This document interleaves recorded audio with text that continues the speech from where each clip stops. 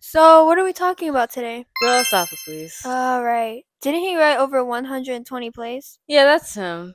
He was an ancient Greek playwright born around 496 to 497 BC. And he lived in Colonus during the golden age of Athens. He was celebrated for his mastery of tragedies. Yeah, let's name an example.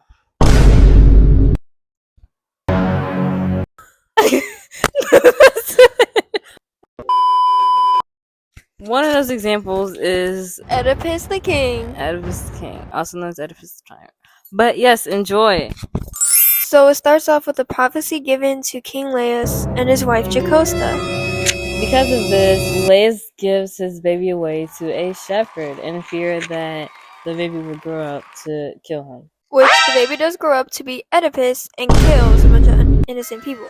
And then he becomes king, and he marries Jocasta after King Laius mysteriously dies. The late Laius' death is blamed on Oedipus, and he's shocked by this, so he takes it into his own hands. Oedipus tells Jocasta that he killed Laius, and then Jocasta hangs herself. And after this, Oedipus bulges his eyes out so he doesn't have to live with the shame. Alright, that there was the story of Oedipus the King. A story of fate and being betrothed to fate. It's tragic, but it's a classic. Yeah. Get ready for this next one. This next one is ridiculous with how much killing is in there. See, also there was like a lot of different versions of it, so be very lenient with this Miss Addison. All right. Here is Antigone. two brothers, Polynices and Polynices' brother. They fight on a battlefield, even though they're on the same team. And this fight results in both of them dying. Because of this, the king deems Polynices not worthy of a proper burial. And Antigone is very saddened by this because this is her brother. She wants to give him a proper burial, so actually tries to, but she is found out by the king. And her sister, Emini, does not help. But the king's son is in love with Antigone, so they are arguing.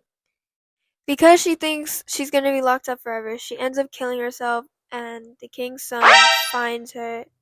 Because he just lost the love of his life, he decides to take his own life. As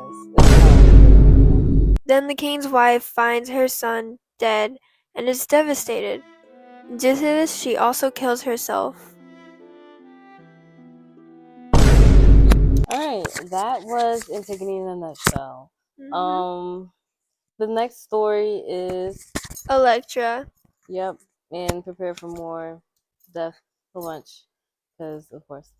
Agamemnon, the king, leaves his home to go aid in the war.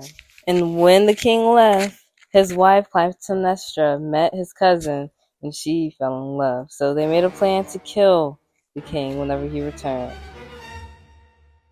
Whenever her younger brother came back, he grew up and he carried out the plan to kill his mother. This resulted in him going crazy but pardoned from the gods. Wow, those are some really good playwrights. Those were written by the genius himself, Sophocles.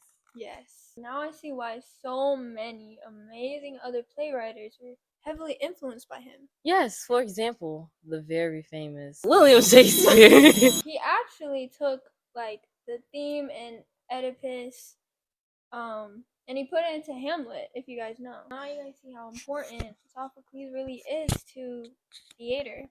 Yes. Another person was Jean Rochon. He was a French dramatist. And another person was who? Seneca. And it sounds like a girl, but it's a guy, and he was a philosopher who took a lot of his ideas into his own plays. The impact that Sophocles left on theater and tragedy really is crazy. He introduced more intricate, mature, and psychologically developed themes and characters. Yes, like so many more people can relate to these characters instead of just them being like robots. Yeah, that was him. He was a very good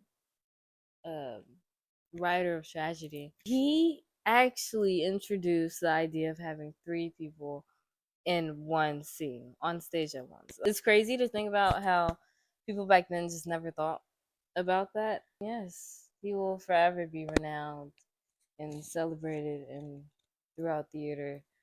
All right. So yeah, that's it for this podcast. Yes. Podcast by Destiny and Mia. yes. I hope you enjoyed. This took so much time. Miss Patterson, give us that A. I'll see Bye. y'all. Bye bye.